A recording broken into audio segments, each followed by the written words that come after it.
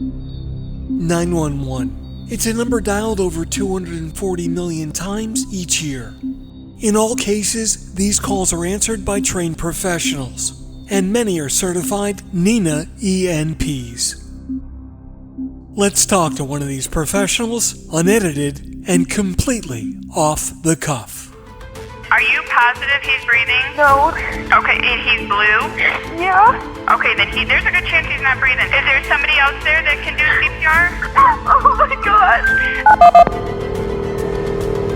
911, what's your emergency?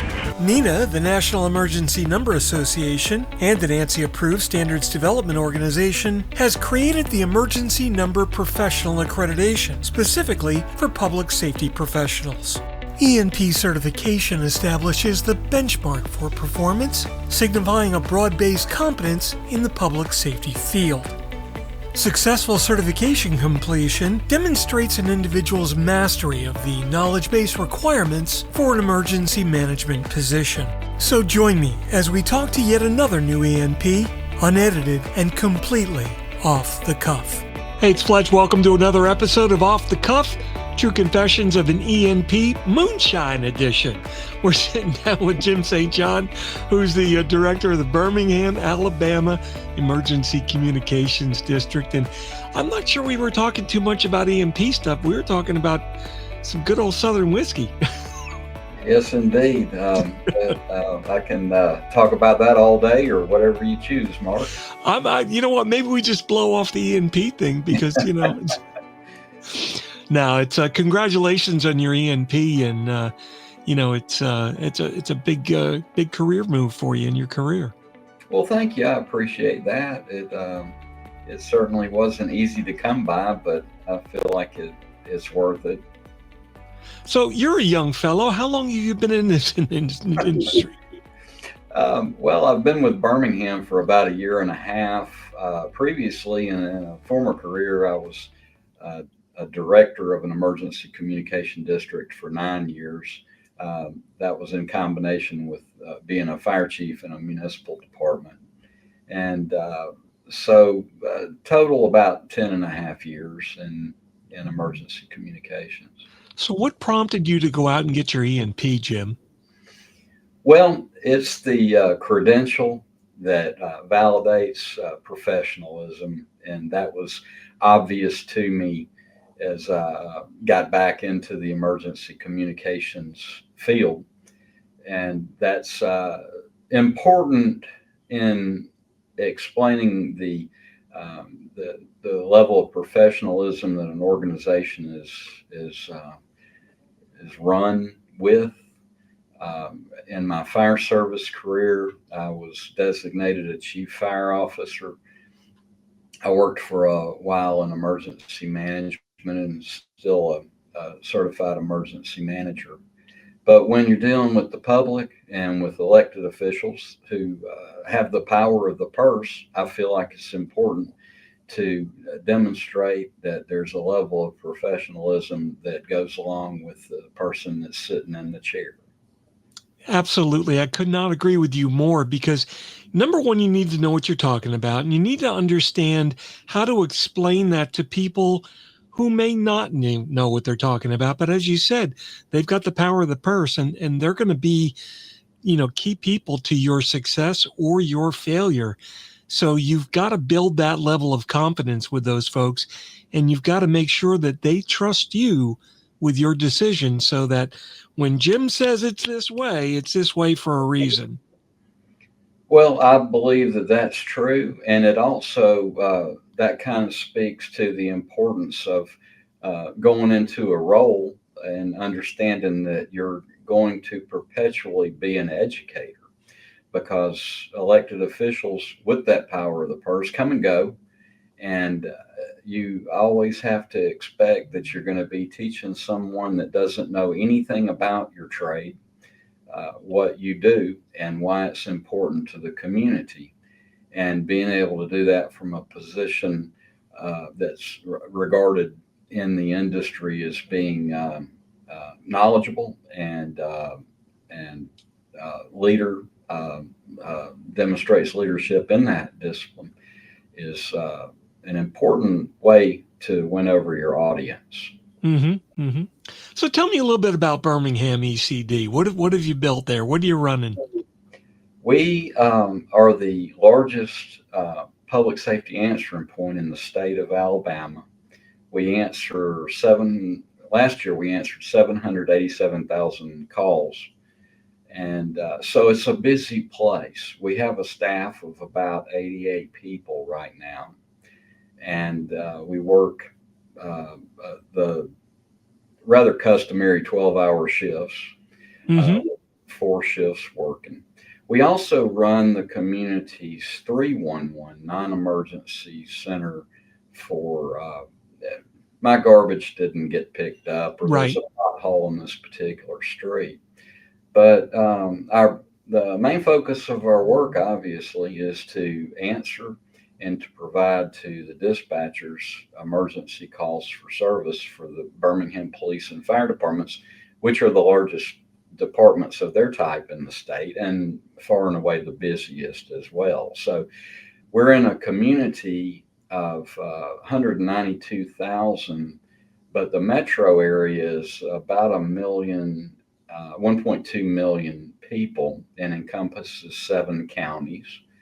So we are the center of, or the destination for a lot of people's morning commute. The population swells during business hours, and we see a lot more business during those hours just because more people are in town. They're traveling. They have wrecks. Things happen to them while they're in the city, and so we just seek to provide those responders with what they need to know to go and deliver the service that they can to help people out. Sure. And now Alabama is one of the states that's well into its next generation 911 deployment. Where are you guys in as far as that goes? We are, I would say, cutting edge, Mark. We had the ability to move into NG 911 early on. Many of the people that are watching this may realize that the first 911 call occurred just a few miles up the road in Haleyville, Alabama. Absolutely. That's right, which was the hometown for our founding director, the gentleman that preceded me here. He brought me in as his communications center manager, and Greg's from Haleyville. But we've been very well supported by the public and by our elected officials to be able to adopt things early and to provide the best service that we can. And one of those things is NG 911. Absolutely. I had the honor of being one of several grand marshals for the Haleyville 911 Day Parade on the 50th anniversary of 911 with Mayor Ken Sersky, I think it is. I can't remember his last name now, but he's going to kill me for that. But I've seen him a few different times. He's actually showed up at a few different trade shows here and there. And boy, I'm telling you, what a great day. They told me the whole town's coming out for the parade, and I think all 700 of them did. And it was something else. It was something else to experience.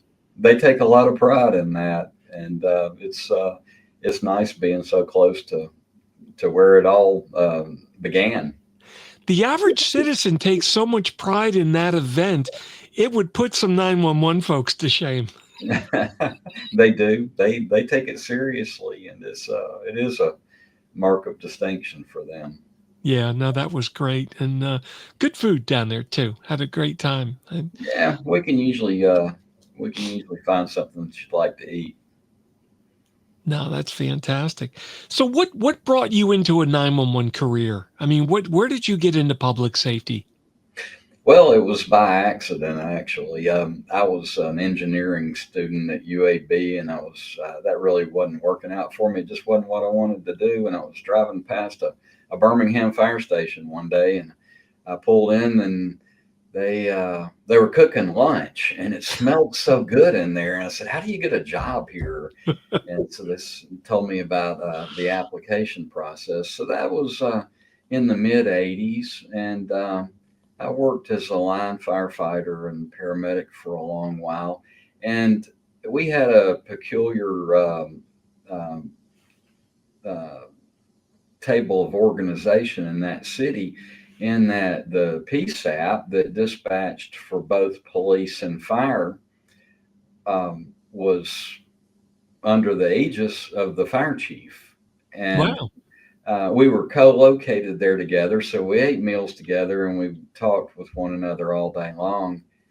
And that that was just sort of my pathway in. And then I became years later the fire chief in that community, and they said, "Well, congratulations, you're also the head of the communications department."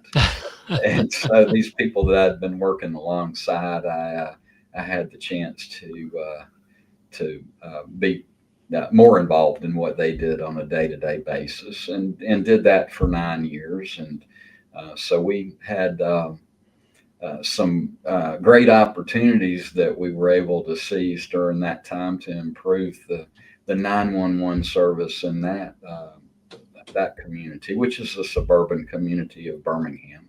Sure. And so I did that for 9 years, and then thought that I was retiring and just going to go fishing or something. I don't know. And started with the county EMA, which is located about 50 feet down the hall from the Birmingham ECD offices. And I had a lot of, I knew the founding director down here well. We had worked on a project that received an innovative government award for 1 year in the state. And so he and I leaned on one another for advice in different areas. And I had, my experience was mostly with personnel and kind of mid to large size organizations. So I came as his communication center manager, and then he bailed on me, retired. And he is incredibly gifted uh, in phones and radios and all the things that we use to be effective in this organization. And he had us, like I said, on the cutting edge of that, and had assembled a good staff. So I've got plenty of people, and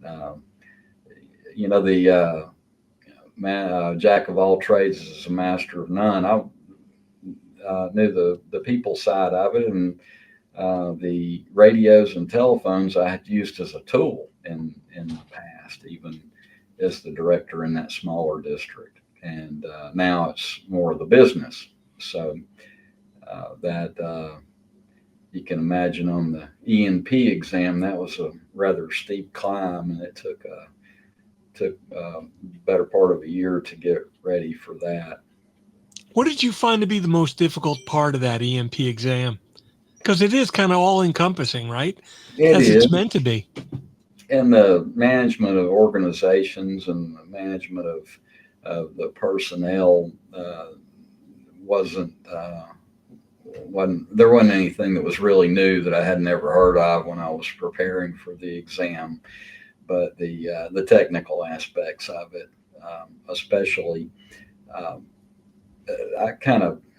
may be one of those classic cases of you got walked 3 times and thought you hit a triple. I walked into here, and they were so far. You know what? I love the South. I got walked 3 times until I hit a triple.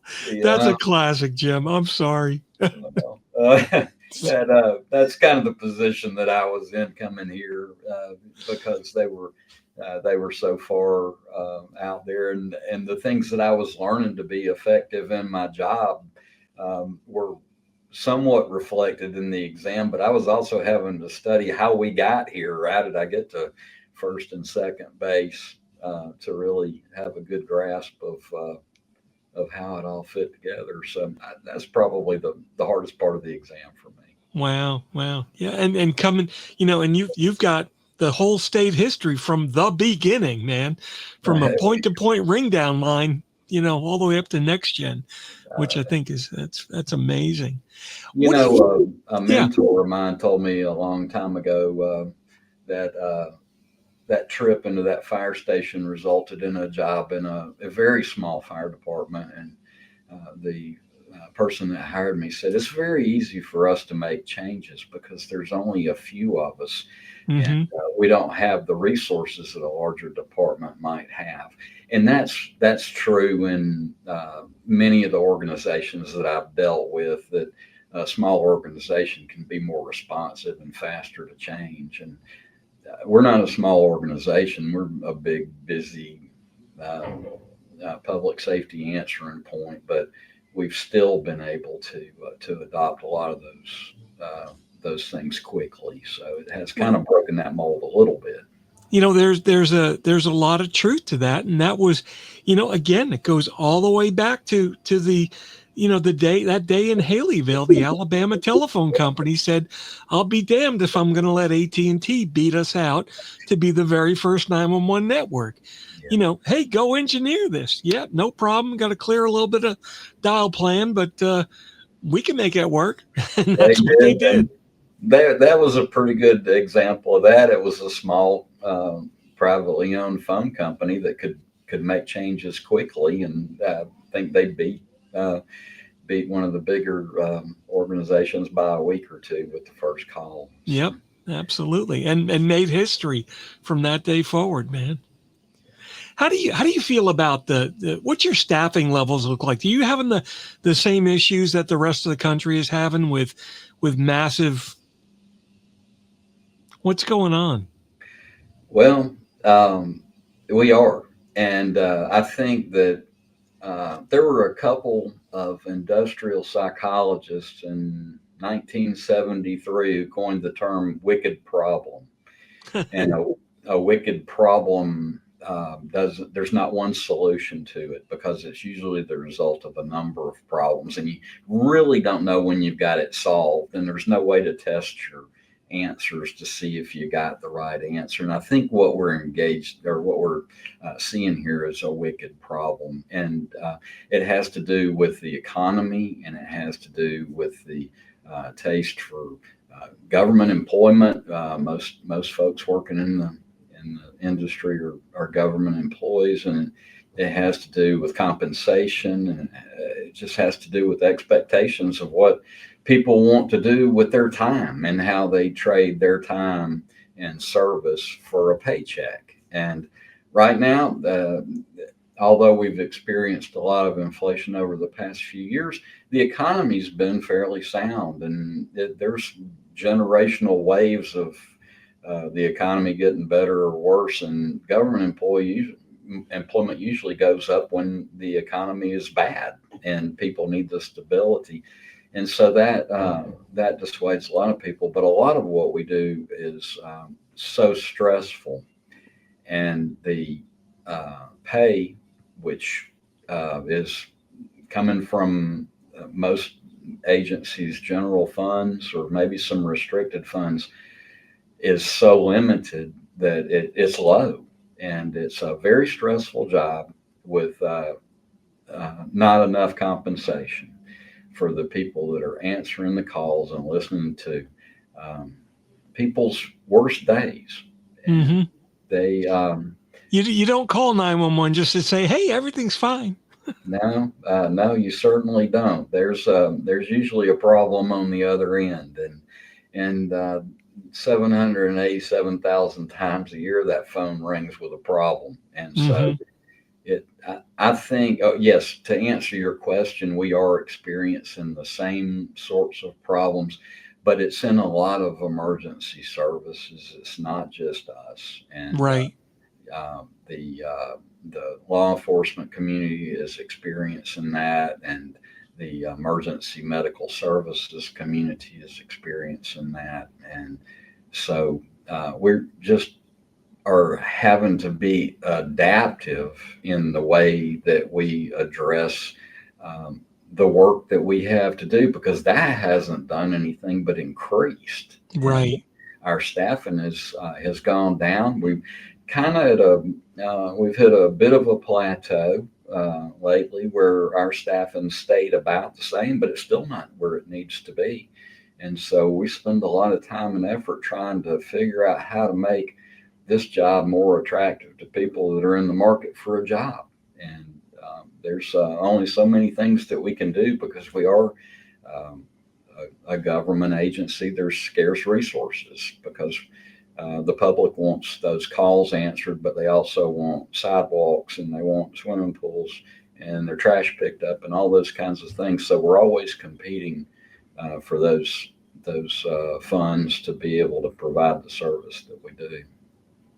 Yeah, no, it's an ongoing challenge, and it's always going to be, and part of the problem is, you need 911 on your bad day, but for the most part, you don't have bad days, right? So people lose sight of, why that the service is even there, because most people don't call 911 but once or twice in their lifetime, That's let right. alone a year. But boy, when they do, it's probably the most important call that they're ever going to make. And that's the difficult part of the public education side. What's your agency do as far as trying to get the public awareness out there as far as what you're doing? I mean, do you have any community involvement programs? We do, and a lot of our community involvement just relates to recruiting, not so much public education about what we do. Uh, there was a lot of that was necessary, when to use 911, and that was accompanied by a lot of when not to use 911. And so Hmm. we may have made some people fearful of using our service. We'll get people that find other ways to get in touch with us, and they have a genuine emergency, and they just don't understand. So, to answer your question, we don't do enough public ed about, we're here, use us for what we're here for, and don't be fearful of that. I've gotten a lot of calls on business lines before, and just told people, I ask them, where are you and what's going on now? Dial 911. And Hmm. because they are fearful of using the service that we provide in some of their worst times. Like you said, I've heard the call of my husband. I think he's having a heart attack, but I don't know if it's an emergency. Yeah, yeah. So let me ask you, your 311 staff and your 911, are they separate staff, or do you commingle those folks? They're in the same room together, but they have notably different roles, and they celebrate one another's birthdays and that sort of thing. We just had a big Thanksgiving meal together, but they are, it's very distinct in what they do, and there's not any movement back and forth between the two groups of people. But that, and it's really not ENP business, but those 311 operators that we have, there's a lot of the times when a call taker will get someone who's happy that they've gotten through, and that they're grateful that there's help coming. But 43,000 times a year, the 311 calls come in, and there is never anyone on the other end of the line that's happy. Their Mm. trash didn't get picked up, or there's a pothole that they're irritated by, and they want some help right now. And the 311 operators deal with, generally, it's more hostile crowd than the call takers in our 911 center do, and So they're very gracious with them, and proud of them. being that they're all in one center, are they on the same system? Can they transfer in between? So if I've got a 311 that turns into a 911, can I transfer that over? They can. It's one button transfer to a call taker. We have distinct roles in 911 of call takers and dispatchers, and and a lot of where I came from, it was the telecommunicators did all of it, but the 311 operators can transfer calls directly to the 911 call takers. Well, that's good. So they're good potential for overflow too, if it really hits the fan one day. I mean, at least you have bodies in chairs there, right? What We about do. 988? I mean, that's becoming really popular now all over the U.S. Do you guys answer 988, or do they get transferred into you by someone else? They don't. That's answered at another place. So we don't have any part in the 988 other than making the public aware that it's available to them. Do you have a lot of calls coming in from 988 that, you know, escalate into an emergency call, or haven't you seen a lot of that? Very few. There's I don't know the actual numbers or what percentage of that 750,000 calls it constitutes, but very few transferred from 988 that need emergency services. Yeah. The last thing I want to ask you about is you mentioned you had a Thanksgiving dinner, and I don't remember seeing an invite to that. Well, we'll do better next year. And you I'm missed, going to you let you missed off the out. hook. I'm going to let you off the hook this time, but All right. You it don't is want the to miss it last. twice, though, Mark. It's good. That's fantastic. Well, next time I am in the South, I am definitely going to be knocking on your door, man. All right. Well, you come on by. We're here 24/7. What advice do you have for the person that's looking to become an ENP and looking to expand their career? You know, as somebody who put a lot of effort into it after a long career in the industry, you know, what's your advice to making that evolution? Well, I would sign up for one of the study groups. I signed up through the study group that's run by Louisa Lake at Mission Critical Partners. Mm-hmm. Um, I relied on that. I started that, I think, in February and didn't test until October. And uh, watched those recorded sessions a number of times. Used the EMP um, study guide that was provided by Nina, and and spent time just concentrating on preparing for the examination, which was helpful to me because, as you and I discussed, the tech side of it wasn't a natural move for me, and so it helped me uh, be better at the job that I do and not just demonstrate that I was capable of doing something or I'd achieved some level. So it kind of relates back to that whole lifelong learning adage is constant preparation for what's around the next corner. And the ENP exam helped me out with that, although that really wasn't what I anticipated getting from it. I thought I was just going to go take a test, but it really did make me get sharper at my job. And so I'd encourage anybody that's interested in taking the ENP exam to take the preparation as seriously as you take the exam. Yeah. So what about positions in your center? Are you going to look to require or encourage ENP for some of the other folks? We have an incredibly strong training culture here, Mm-hmm. far in excess of what the state requires. We have a robust training budget, and we try to keep our folks involved in the trade so that they'll see what's emerging, and we can respond to that more quickly if we've got a lot of people who've been exposed to it already. And so, yes, I'm going to suggest to the staff that they should pursue this as well. The entire management staff has completed the CMCP program. Excellent.